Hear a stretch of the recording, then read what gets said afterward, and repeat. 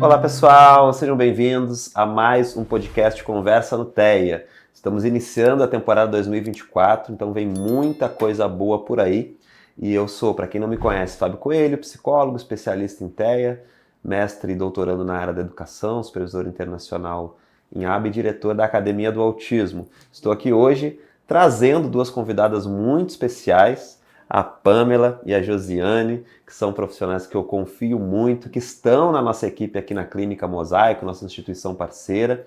São profissionais da área motor, então vocês já sabem qual é o tema que nós vamos trazer aqui hoje, ao meu ver, fundamental para todos que têm um pezinho no mundo do autismo, seja profissional da saúde, da educação ou familiares. A Pamela é fisioterapeuta, psicomotricista também, coordena a área motora, a área psicomotora na nossa clínica. A Josiane, profissional de educação física, também psicomotricista, contribui muito conosco, fazendo parte da equipe psicomotora também. Então, sem mais delongas, sejam muito bem-vindas. A casa é de vocês. Gostaria, primeiramente, assim, que vocês se apresentassem para quem está nos assistindo, contassem um pouquinho da história de vocês na área do autismo, já puxando para a importância, né, da área motora, né? Gente, prazer receber vocês, fiquem à vontade. O prazer é todo nosso, obrigada pelo convite, né? Então, quando a gente fala de autismo, né? Qual a importância da área motora nesse tema, né? Gente, eu sou Pamela, como o Fábio já apresentou, fisioterapeuta e psicomotricista. Atuo nessa área há 8 anos já. Mas como que isso começou, né? Na faculdade, a gente não vê muito falar sobre TEA, é o pincelado ali. Mas eu já sabia que eu ia trabalhar com essa parte do neurodesenvolvimento, da parte neurofuncional, que eu sempre gostei muito dessa área. E aí, de repente, eu me formei, comecei a atuar e começou a chegar uma grande gama de pacientes com autismo. E aí você tem que parar, pensar, por onde eu vou começar, né? A estudar mesmo sobre o tema, como você vai conseguir se comunicar com esse indivíduo, como você vai conseguir chamar a atenção dele para você, né? Avaliar, porque a avaliação do autismo também é diferente, né? De outras condições em geral. E aí, a partir de então, a gente começar a se aprofundar. E aí, quando a gente começa a se aprofundar nesse tema, a gente vai estudando, colocando em prática, vendo o resultado e vai se apaixonando cada vez mais. E aí, entrei há 8 anos e não saí mais. É impressionante como as histórias se repetem, né? As faculdades não conseguem nos ensinar a atuar nessa área, né? A gente se vê, depois que entra na área, se vê perdido e aí vai correr atrás, né? É verdade. E você, Josiane? Eu me chamo Josiane, mais conhecida como Josi, sou profissional de educação física.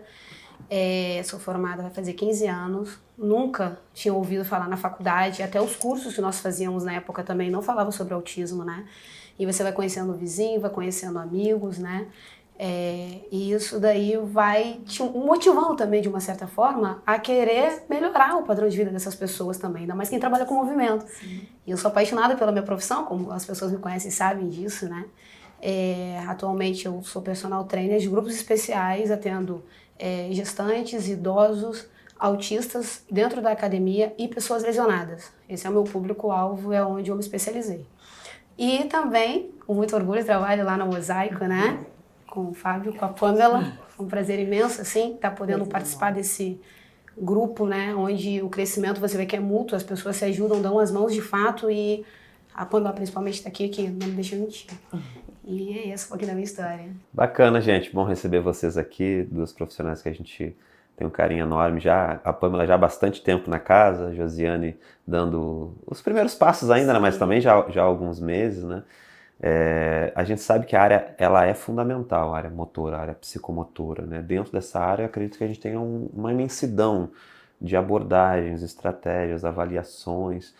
E eu percebo, já atuando há bastante tempo nesse universo autista, com diferentes profissionais, mas vindo da psicologia, eu percebo quantas vezes a área motora ela não é considerada prioridade dos próprios profissionais, né? A gente vê ali fono, psicologia, terapia ocupacional, que ganhou um espaço muito grande na última década, né? Mas às vezes a aprendizagem não está ocorrendo nós percebemos que a criança tem uma dificuldade motora, e lógico que precisaria de uma avaliação para saber, né, do que nós estamos falando, tanto motora fina quanto global muitas vezes, e questões maiores hoje a gente já tem dados apontando aí para um percentual muito alto de crianças com TEA com algum atraso ou até, né, uma hipotonia, uma apraxia, né?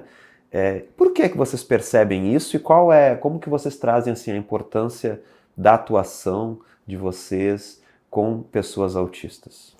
Então, como você falou, infelizmente, os estudos comprovando essa eficácia, essa necessidade, essa importância e relevância, né, da intervenção motora do TEA, eles são recentes. E aí, graças a Deus, eles estão crescendo, né, mas ainda é de pouco conhecimento de alguns, né? Então, acho que falta um pouco nisso também. Primeiro da gente como terapeuta, né, da área, a gente levantar essa bandeira da importância da nossa área, né, na equipe, e também da equipe também buscar essa evidência que já existe, né, porém é pouco falada, de fato. O movimento ele começa desde a barriga da mãe, né? Os primeiros contatos que nós temos é com o movimento. E as pessoas parecem que, de alguma forma, acabam ignorando isso, né? Eles esperam o tempo todo que vem externo para interno. E começa interno para externo, né? O contrário. Então, o primeiro movimento que a mãe tem, o primeiro contato que a mãe tem é um chute ou é um braço. Não deixa de ser movimento. Então, a gente, com o decorrer do tempo, vê, de fato, tá melhorando. Né, já melhorou bastante, mas ainda são poucas evidências que nós temos. Alguns dados nos mostram também que 80% das crianças com autismo elas têm necessidade, alguma necessidade de intervenção motora. Isso foi alguns estudos que teve aí recentemente, né? 2023. 2023, isso. 2022, bem recente, 80%. Então, assim, é muito grande, né? E começou a funcionar, as coisas começaram a se encaminhar de uma forma legal, mas a gente ainda tem muito que evoluir, principalmente nas fases a partir, né, dessa idade primária ali, para os jovens, os adolescentes, os jovens e até mesmo os adultos, né? Sim. Porque o motor a gente engloba tudo. Imagina, uma criança sem tônus muscular, ela não consegue prestar atenção e sentar numa cadeira, ela tomba. Então, vem disso, né? Essa necessidade. Eu ia perguntar exatamente isso, assim. Então, profissionais da saúde, a educação que estão nos acompanhando, prestem bastante atenção para essa importância da interdisciplinaridade, que eu considero, assim, essencial na área do autismo, trabalho em diferentes áreas, né? Mas tem um ponto que, assim, que é comum das anamneses, que todo profissional sempre pergunta, na história de vida, desde a gravidez, enfim, que a gente vai perguntar se a criança engatinhou, se a criança, qual a idade que a criança caminhou. E aí o profissional que não é da área motora, ele vê, não, a criança engatinhou, a criança caminhou com um aninho, né? Não, tá ok então, não precisa encaminhar para fisioterapia. E aí vocês estão trazendo dados que, poxa, 80%, ou seja, né, de 5, 4 precisa de intervenção, né? Os dados estão apontando. Aí eu ia perguntar para vocês, assim, que tipo de questões motoras são as mais comuns, assim, que vocês mais percebem, né? Que a gente que não é da área muitas vezes não consegue perceber, não tem esse olhar. E também como que essas questões motoras, o atraso em alguma área motora pode impactar, por exemplo, em outras áreas, né, no aprendizado, habilidades sociais, comunicação. Vocês têm como trazer alguma questão nesse sentido? Então, é como a Josi falou, né? Ela até deu o exemplo aqui da criança que ela não consegue sentar, né? E o que vai interferir nisso? Tônus muscular, né? Geralmente as pessoas com autismo, ela tem hipotonia muscular.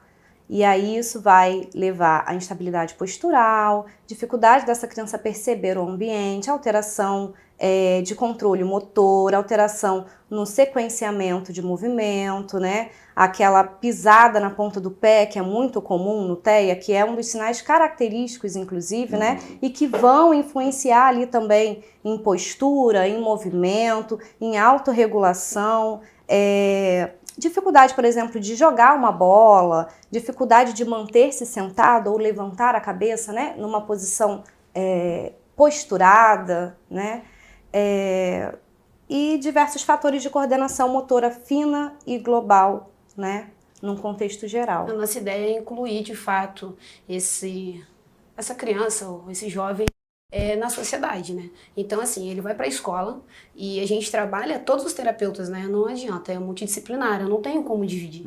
Até porque uma depende da outra, como a Pamela mesmo acabou de citar.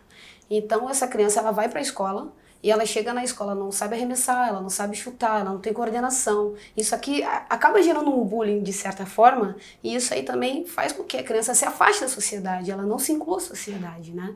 Então, a nossa ideia, o nosso objetivo é que a gente consiga trazer essas vivências o melhor possível para nossa realidade, né, de sociedade, que a criança ela possa ir ali interagir e conseguir manipular uma bola, que ela consiga correr, que ela consiga saltar, né, para poder, junto com as demais crianças, entender esse negócio de participar e ser próximo, né, não se afastar.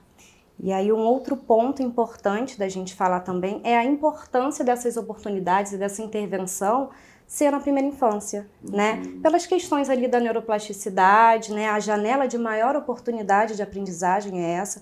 Então, se a gente está falando de tônus, que é uma coisa de base, a criança que não tem tônus, ela vai ter uma sequência, né, de outras alterações. Então, se a gente for começar a pensar na base, essa criança, quanto mais cedo ela for estimulada, mais cedo, né, maiores as chances dela se desenvolver, né, e minimizar essas possíveis consequências. E às vezes a gente fica lá tentando ensinar, não está conseguindo êxito no ensino, e muitas vezes é porque está faltando algo que é a base para o aprendizado, né? Lá na clínica a gente utiliza vários instrumentos, né, de avaliação, né? A gente encaminha para a área, a criança chega para vocês vão avaliar, montar um plano de intervenção, né? Conta um pouquinho para a gente dessas estratégias. O que mais tem evidências hoje na área motora para o autismo? Como que a aba pode se encaixar na área de vocês, se vocês utilizam, como que é isso?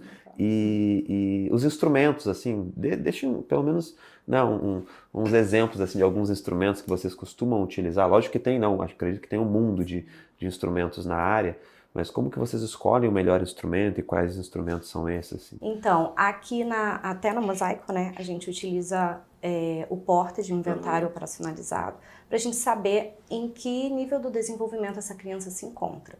E aí, a partir daí, a gente começa a traçar, né, o próprio instrumento nos dá essa possibilidade de perceber as lacunas que essa criança tem. Quais são as habilidades ali daquela faixa que era esperado para aquela faixa etária e essa criança ainda não alcançou, né? E muitas das vezes, como ele é um protocolo hierarquizado, né? Então, para a criança aprender aquela habilidade posterior, ela precisa ter essa base precursora. Então, a gente precisa agir nesse ponto da intervenção.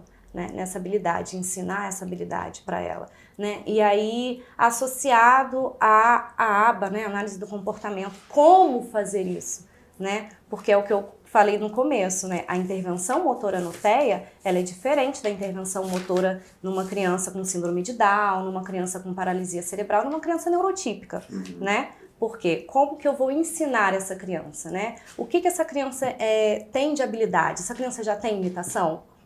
Essa criança consegue modelar um comportamento?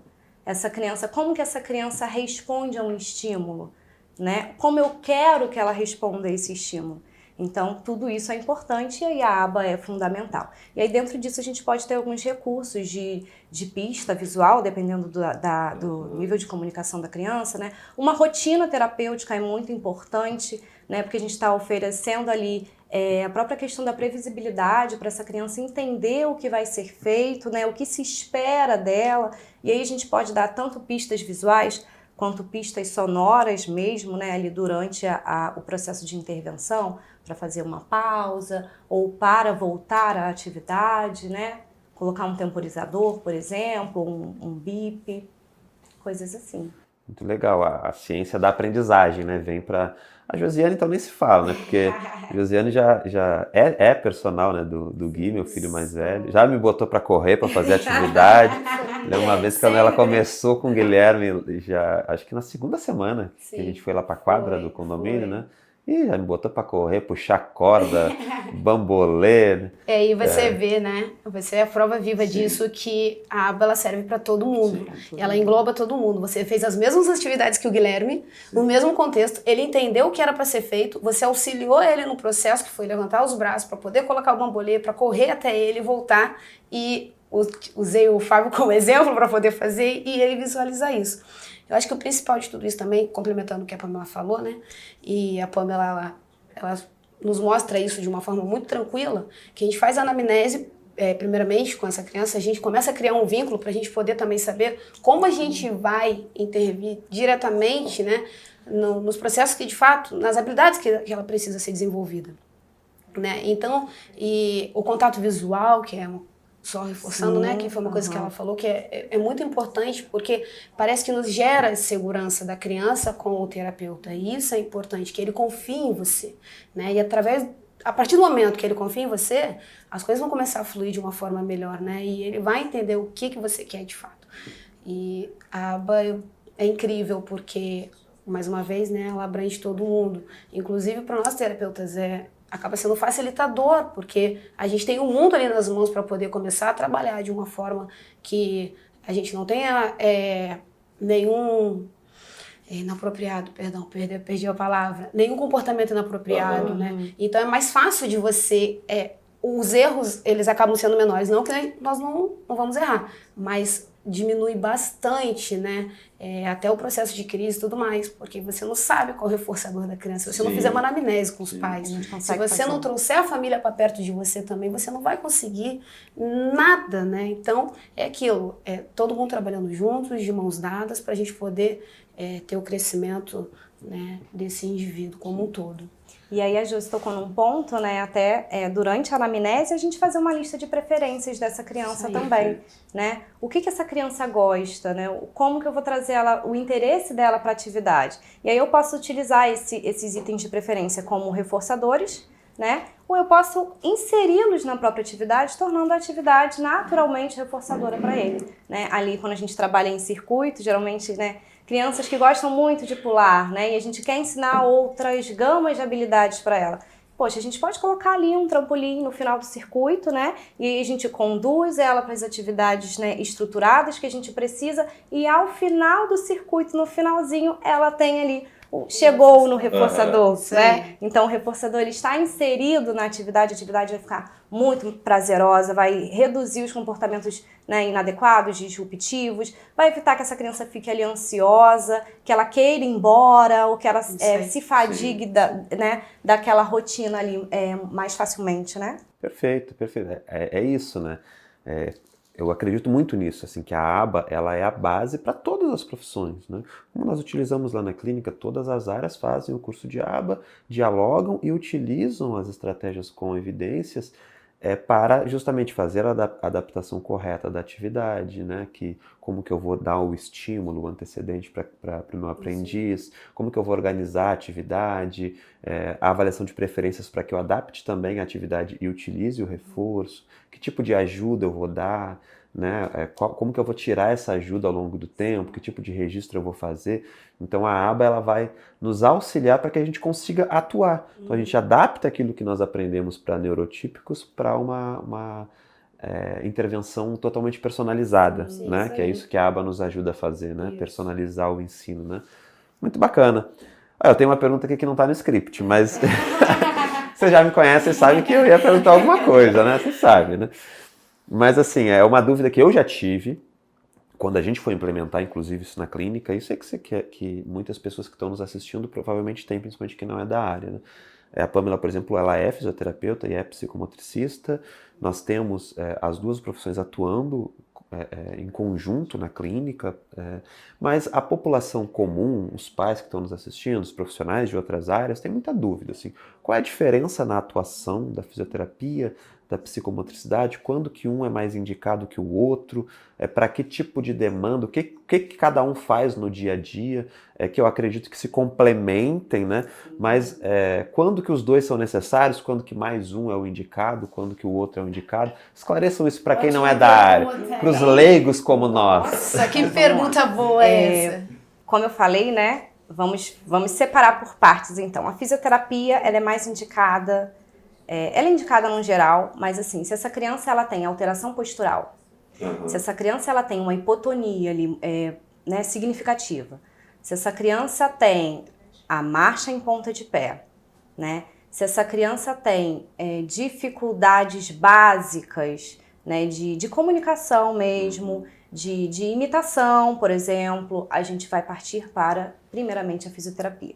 Para a gente conseguir que essa criança tenha um tônus, para a gente conseguir que essa criança faça um contato visual, para a gente conseguir que essa criança melhore a interação dela com o meio e, a partir de então, responda a comandos um pouco mais complexos. A partir de então, a gente inicia com a psicomotricidade. A psicomotricidade vai complementar a fisioterapia, né? E Pamela, e por que se usa às vezes a psicomotricidade sem a fisioterapia? Essa criança já alcançou um nível de tônus muscular que a possibilita de fazer atividades como saltos, né? Atividades um pouco mais complexas como andar, né? Alternando os pés, andar em linha reta, atividades um pouco mais complicadas. Então a gente já consegue trabalhar a intervenção motora de uma maneira mais lúdica, mais voltada para atividades do contexto cotidiano, né? De escolas, que a gente vê da socialização. Então a gente parte para a psicomotricidade. Porque a psicomotricidade vai trabalhar o desenvolvimento motor dessa criança relacionado ao cognitivo, relacionado ao afetivo, relacionado, né, ao contexto social ali também, né? E sempre aproximando ela da idade cronológica, né? A gente tem que considerar que essa criança ela tem um atraso, mas o nosso objetivo também é minimizar sempre esse atraso, né, que ela tem relacionado à idade cronológica também. Perfeito. E você ainda é professora de educação física, né? E aí, como é que fica? Até onde vai a psicomotricidade? Até onde vai a educação física? Então, a educação física ela é muito ampla, né? E como eu trouxe a parte desses grupos especiais para dentro da academia, eu falo muito de jovens. Por quê? A criança ela vai participar daquela parte de psicomotricidade, ela vai sair da físio, ela vai para psicomotricidade, que ela vai trabalhar equilíbrio, lateralidade, saltos, jogos de forma geral, tanto motora fina como motora global. Porém, chega uma certa fase que você já não consegue mais intervir dessa forma, porque essa criança ela está no processo de transição e aí tudo muda. Como eu vou começar com uma criança adolescente que vai olhar para você e vai falar assim, eu não vou fazer isso? Porque alguns deles têm essa negação. Isso é coisa de criança, eles podem não externalizar isso, mas eles vão fazer a negação. E aí é onde a gente entra, né? Com a parte lúdica também, não deixa de ter essa ludicidade, até porque a brincadeira ela envolve, sim, né? A brincadeira, o brincar, né? Transforma. Então, o que eu faço? Eu misturo tudo junto, né? Tudo um pouquinho de cada coisa e trago isso para o cotidiano. Trabalhos de força, porque continua às vezes sendo hipotônico. Sim. E aí, por exemplo, o geek, ele é grande, né? Ele é alto e você não consegue mais fazer algumas brincadeiras porque aquilo já está leve para ele, né? Então, eu particularmente uso elásticos, começo a usar forças externas, elástico, peso, caneleira, que na físio também usa. A diferença é que a psicomotricidade, você coloca aquilo ali de uma forma lúdica, que a criança não vai saber que ela está fazendo aquela atividade. Ela está brincando ali no contexto para a idade dela também. Foi o que a Pamela tinha falado. É necessário que a gente faça essas avaliações para a gente saber como intervir, porque nem todo mundo pode fazer de acordo com a idade que tem. Pode ser que tenha um atraso e eu precise regredir as atividades naquele momento, mas depois daquele salto, né, que a gente vê que como funciona uma linha, você vai nos altos e baixos e ali você vai tentando encontrar um parâmetro para poder reforçar essas habilidades que todos eles têm, né? A gente costuma ver o copo vazio. A gente não pode ver o copo vazio, a gente tem que ver o copo cheio, né? Por que não consegue fazer? Como não consegue fazer? Nunca tentou? Não, tem que tentar, tem que fazer. Como podemos tentar ensinar, né? Se ele não consegue, às vezes ele não consegue dessa forma, mas de uma outra forma é possível, né? E ele vai para a escola, né? A criança ela vai para a escola, né? Então, assim, a gente trabalha, exemplo, na nossa clínica, trabalha a clínica, escola e o terapeuta ali, né? Todo mundo junto com a família, óbvio. E aí ele chega na escola, ele tem um professor de educação física e a grande maioria das crianças, elas gostam de educação física. né? E tem um ou outro, lógico, que não gosta, mas ele gosta de educação física. E aí, como é que essa criança ela pode sair de mim e ela ir para um contexto escolar e ela poder participar, né? Ser incluída, como a Pamela falou, né? Socializar, poder brincar, dar as mãos. Isso tudo precisa, é um caminho de formiguinha, né? É devagarzinho que a gente vai conseguindo galgar os grandes sonhos, né? Então, eu sempre falo que é possível sim, eu acredito sim, e tem condições sim. Agora, se a gente não tentar, não tem como. Também, se não tiver uma boa avaliação, também não é possível. A gente tem que ter parâmetros para poder trabalhar. Sim. Não é pegar e jogar uma bola. Então, assim, quando eu fiz educação física, foi justamente por isso. Porque eu via que tinha forma da gente trabalhar de forma... tem formas diferentes de ser trabalhadas, né? E a gente precisa incluir, não excluir. Isso aí. Tem algum caso que marcou vocês? Um caso desafiador? No sentido assim de, poxa, me desafiou, eu tive que buscar... Vocês lembram de algum? Logicamente sem citar nomes, assim, mas vocês lembram de algum caso que vocês tiveram que buscar alguma estratégia fora da caixa? Eu lembro de um caso em que eu tive um paciente que ele não tinha habilidade básica nenhuma, não fazia contato visual, não imitava. Ele tinha até um tônus bom, mas ele tinha muitas estereotipias e ele não conseguia interagir com o meio por conta disso. E ele tinha... as habilidades motoras dele eram muito reduzidas, apesar dele ter um tônus bom, né? Mas por quê? Porque ele não tinha as experiências de movimento, né? E aí, ele gostava muito da piscina e a minha terapia na época não era na piscina. E eu falei, gente, como é que eu vou conseguir trazer essa criança para mim? E aí, na época, eu consegui conversar, né, e levar ele para a piscina. E foi o momento em que eu consegui contato visual com ele. Eu consegui que ele começasse a me observar, a interagir com o meio, reduzir as estereotipias. Ele começou a interagir, né, com o ambiente. E, de repente, ele estava fazendo as atividades sem ajuda física. Eu falei, uau! Que legal! E aí chegou o momento, né? Ele já tinha feito um vínculo, isso é muito importante, gente, invistam muito no vínculo. E aí a gente conseguiu levar esse menino para a sala. A partir de então, com o vínculo estabelecido, ele já tinha o contato visual, já tinha a modelação, ele deslanchou. E é isso.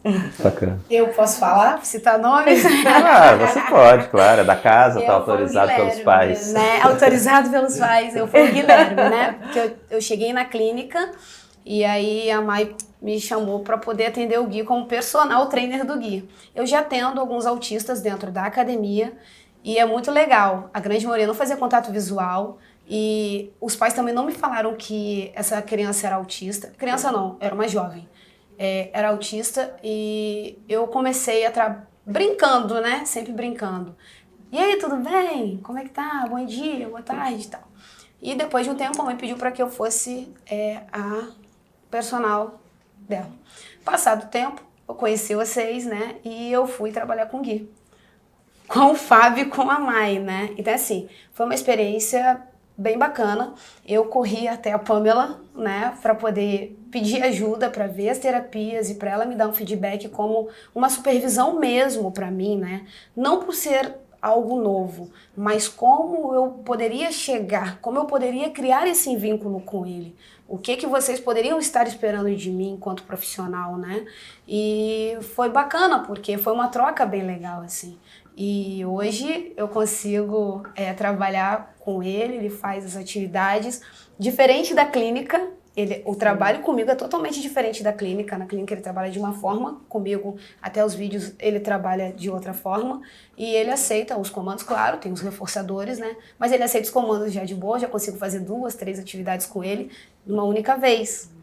Então foi muito desafiador e foi muito bacana, porque abriu minha mente de uma forma que eu não esperava. E o desafio, ele te move, né? Sim. Ou ele te para. E eu preferi me mover, graças a vocês, graças a Pamela também, que me auxiliou bastante naquela época, né? E hoje aí vamos começar de novo esse ano aí pra ter sucesso, tenho certeza. A Josi tocou em outro ponto também que é muito importante, né? É uma criança que a gente atende, um adolescente que a gente atende em comum, né? O objetivo terapêutico era o mesmo, porém as atividades realizadas na clínica eram diferentes das atividades realizadas em casa. Então, é para a gente realmente, né, oportunizar que o trabalho seja continuado em outros ambientes, para a gente ter a generalização, né, da aprendizagem, da intervenção, e também para a gente não tornar maçante o trabalho com essa criança. Né? Se essa criança ela faz, por mais que eles tenham a questão do apego à rotina, sim, mas gente, não adianta você ficar o ano inteiro trabalhando a mesma coisa, do mesmo jeito com essa criança. A gente não gosta disso, ninguém gosta disso, independente de ser neurotípico ou neuroatípico, ninguém gosta disso. Então vamos buscar outras formas de abordagem para um mesmo objetivo, porém com estratégias diferentes. No modelo mais, a gente vai avaliar a criança, montar um plano individual e esse plano ele vai ter diversos objetivos. Mas as estratégias para alcançar aqueles objetivos, elas podem ser variadas. Na verdade, elas devem ser variadas, né? Justamente para a gente não saciar a criança e continuar com ela altamente motivada, com um bom vínculo, né? Sim. Bacana, muito legal. Gente, estamos chegando no fim do episódio, mas eu gostaria, antes de encerrar, que vocês deixassem assim, pensem num profissional da educação física, um psicomotricista, um fisioterapeuta ou um estudante dessas áreas que está nos assistindo, está pensando, pô, será que eu atuo nessa área ou não? Ou está começando a atuar? O que vocês deixariam assim, de mensagem, de dicas, de leitura talvez, de dicas de conteúdo, de estudo? O que vocês fizeram, se ajudou vocês? Deixem alguns atalhos, algumas dicas para quem está nos assistindo. Então, gente, eu não sei como é que tá hoje, né, na faculdade, se ainda continua assim como era na minha época. Eu acredito que atualmente, até pelo conhecimento, né, as faculdades estejam integrando um pouco mais o autismo em suas grades. Mas, porém, se você ainda não tem também esse conhecimento, se tem, sempre busquem mais, porque é buscando mais conhecimento que a gente cresce mais e que a gente vê mais resultado, né? A gente que é da área da saúde, a gente sabe que a ciência o tempo inteiro, ela tá ali se transformando, né? Se reinventando, se renovando. Então, é muito importante que você busque. Eu sou muito fã da aba, né? Acho muito importante na nossa área. Então, se você pretende atuar com TEA, você já é um profissional, não sabe por onde começar, gente, fundamental a análise do comportamento, tá bom? E aí, outros profissionais, né? Carolina Quedas, Thiago Toledo, são Daniel ótimos Carmo, profissionais, Daniel Carmo também, Rodrigo Brito também, né? São profissionais que oferecem, inclusive, né, supervisão também, treinamento.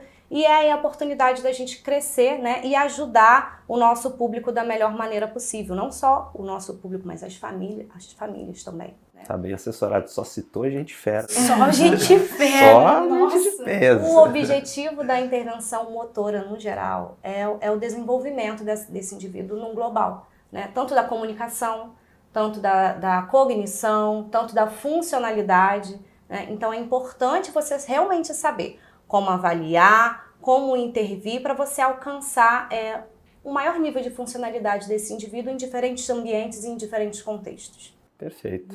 Falou tudo, né? Então, na verdade, a gente sempre tem que buscar o conhecimento, sempre com embasamento. As pessoas, elas têm, hoje em dia, com as redes sociais, existem vários pós-graduados em Facebook, vários pós-graduados em Instagram, desculpa até falar assim, mas é embasamento científico. Quando eu vim aqui pedir oportunidade, eu pedi justamente para mim aprender. Porque você não tem como fazer nada sem você ter uma base científica, né? E isso aí já é desde a faculdade. A gente já vem para a faculdade, todos os nossos cursos, TCC, tem que ter embasamento em algo. Não diferente, né? Do autismo, da aba. E a análise aplicada está aí justamente para isso, né? Para poder nos auxiliar para que nós não tenhamos muitas dificuldades, que elas auxiliem a gente para que tenha uma intervenção boa, para que nós possamos incluir, de fato, dar visibilidade para esses indivíduos também, né? Perdão, fugiu a palavra. Enfim, mas eu costumo dizer que se você buscar, tá aí, tem vários cursos, tem os podcasts também, né? Então só não procura melhorar de fato quem não quer. Então, as famílias estão uma faca e o queijo na mão, consegue buscar na internet, no YouTube, tudo que pode vir, né, de informações em geral, mas sempre com embasamento científico, não os curiosos, que isso aí acaba atrapalhando o trabalho ao invés de auxiliar o nosso trabalho. É importante também que é justamente esse ponto que ela tocou, né? Às vezes a gente vê muita coisa na internet. E aí sempre busca o profissional que de fato atende o seu filho para buscar essas orientações. Porque às vezes você está pensando numa atividade que o seu filho ainda não tem base para aquilo. E aí você se frustra e você frustra a criança. Então, tentar realmente, né, terapeutas também tracem planos e estratégias para a família, para que a família, né, consiga dar continuidade e generalizar esse treinamento. Perfeito, nenhum curso, nenhum livro que a família vai fazer vai substituir o profissional, né? É sempre com o acompanhamento do profissional ali, porque o trabalho é totalmente individualizado. Não é uma receita de bolo, né? Cada indivíduo é único e aí a gente tem que respeitar também as fases desse indivíduo. Perfeito. Gente, estamos ficando por aqui. Poxa, muito obrigado, viu? Eu sei que vocês tiveram que separar um horáriozinho na agenda de vocês para estar aqui com a gente. Prazer enorme receber vocês aqui. Tenho certeza que é a primeira vez de muitos outros eventos e oportunidades aí que a gente vai construir juntos. Agradecer mais uma vez e as portas vão estar sempre abertas, tá? Eu que agradeço a oportunidade. Muito bom estar aqui com Eu vocês. que agradeço de verdade. E o movimento transforma. O movimento é vida. Vou ter que começar a me exercitar mais. Bem que já voltei pro meu futebol. Tá? Legal. Melhora a qualidade do sono, melhora o humor, né? Estabilidade de humor também. Melhora, né, as taxas metabólicas do organismo. Gente, Só só benefício. A parte motora é linda. Vamos combinar. Perfeito. Gente, obrigado, viu? Obrigada. Para vocês que estão nos acompanhando, muito obrigado pela presença. Continue nos acompanhando, tem muito conteúdo bacana vindo por aí. E até a próxima Conversa no TEA. Até mais, gente!